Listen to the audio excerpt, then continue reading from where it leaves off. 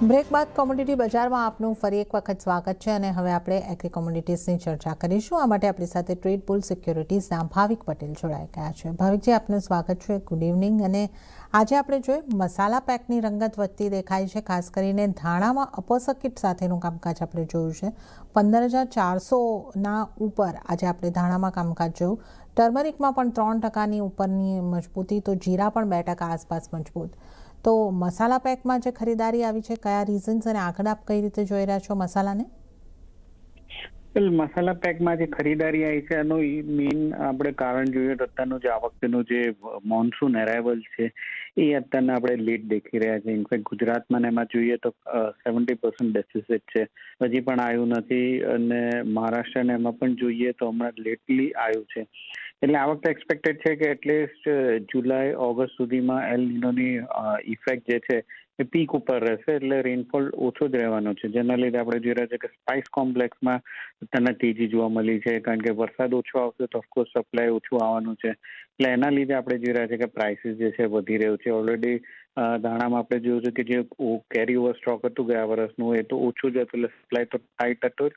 અને ઓછો રેનફોલના લીધે આપણે જોઈ રહ્યા છે કે પ્રાઇસીસ જે છે ઓર વધી રહી છે. અને મને લાગે છે કે પ્રાઇસ છે હજી પણ 16,000થી 16,200 સુધી જોવા મળી શકે છે. અગેન ધાણામાં તો બહુ ઓપ્ટિમિસ્ટ છું. 15,000ની આસપાસ જ્યારે પણ આવે છે 16,200ના ટાર્ગેટ માટે બાય કરી શકાય છે. 1-2 વીકનો હોલ્ડિંગ પીરિયડ રાખી શકાય છે અને 13,800થી 14,000નો સ્ટોપ લોસ રાખી શકાય છે. ઓકે, ધાણામાં ખરીદારીની સલાહ અહીં આગળથી બની રહી છે. તો 15,000ની આસપાસથી ધાણાને બાય કરીને ચાલુ, 16,200ના ટાર્ગેટ, 13,800ના સ્ટોપ લોસને ધ્યાને રાખીને ચાલવાની સલાહ. તો આજે આપણે જે મસાલામાં ખરીદારી જોઈ છે, ધાણા ઉપર એક ખાસ પીક અહીં આગળથી બની રહી છે. પણ ગુવાર પેકની વાત કરીએ તો ગુવાર પેકમાં એક સીમિત રેન્જમાં આપણે મજબૂતી જોઈ છે. કઈ રીતે ગુવાર પેકને તમે અહીં આગળથી જોઈ રહ્યા છો? ગુવારમાં કોન્સોલિડેશન ફેઝ જ ચાલી રહ્યો છે, કે જ્યાં આપણે સીટ જોઈએ તો 5,900થી 6,200 આ એક નાની રેન્જમાં જ છેલ્લા 15-20 દિવસથી આપણે જોઈ રહ્યા છે કે ટ્રેડ કરી રહ્યું છે.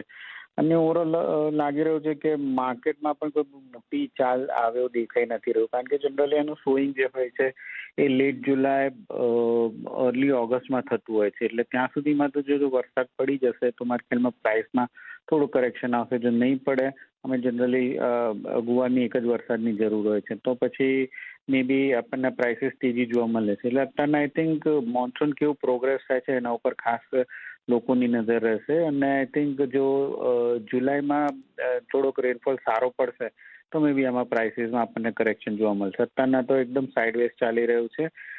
5,850ની નીચે જાય છે તો મને લાગે છે કે હજી મંદી આવી શકે છે. અધરવાઇઝ 5,850થી 6,200 આ એક રેન્જમાં જ પકડી રખાય છે.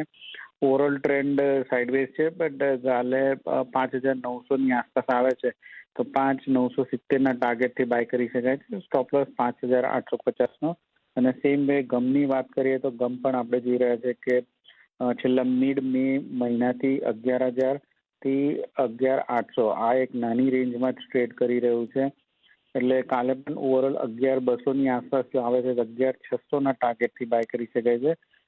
10,800નો સ્ટોપ લોસ રાખી શકાય છે.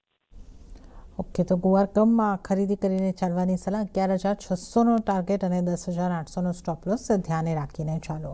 અને કેસ્ટરમાં પણ 1.25%ની ખરીદારી આજે આપણને ભાવિકજી જોવા મળી છે.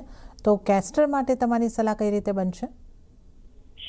વેલ આઈ થિંક લોકોનો જે ફાર્મર્સનો આપણે કહીએ કે જે ઇન્ટરેસ્ટ છે એ ગુવારમાંથી જઈને હવે કેસ્ટરમાં જોવા મળ્યું છે. કારણ કે કેસ્ટરમાં આપણે જે રીતે પ્રાઇસ વધી રહ્યું છે એ રીતે અગેન એટ્રેક્ટિવ લાગી રહ્યું છે ફાર્મર્સને. એટલે અત્યારના કેસ્ટરમાં મને લાગે છે કે આજે તેજી જે ઓર કન્ટિન્યુ રહી શકે છે. ઓવરઓલ 7,300નો ચાર્ટ દેખાઈ રહ્યો છે. આની પહેલા પણ જે 700નો રેઝિસ્ટન્સ હતું જે આપણે લાસ્ટ ડિસેમ્બરમાં જોયું હતું એ પણ બ્રેકઆઉટ થઈ ચૂક્યું છે અને એની ઉપર જ પ્રાઇસ સસ્ટેન થાય છે. તો 7,250 સુધી લાગી રહ્યું છે કે આ મોમેન્ટમ એક્સપેક્ટ થઈ શકે છે. તો 7,250ના ટાર્ગેટ માટે એકાદ વીક માટે હોલ્ડ કરી શકાય છે. 7,000નો સ્ટોપ લોસ રાખી શકાય છે. ઓકે, તો એરંડા માટે 7,250ના ટાર્ગેટ માટે હોલ્ડની સલાહ, 7,000નો સ્ટોપ લોસ તમારે ધ્યાને રાખવાનો રહેશે.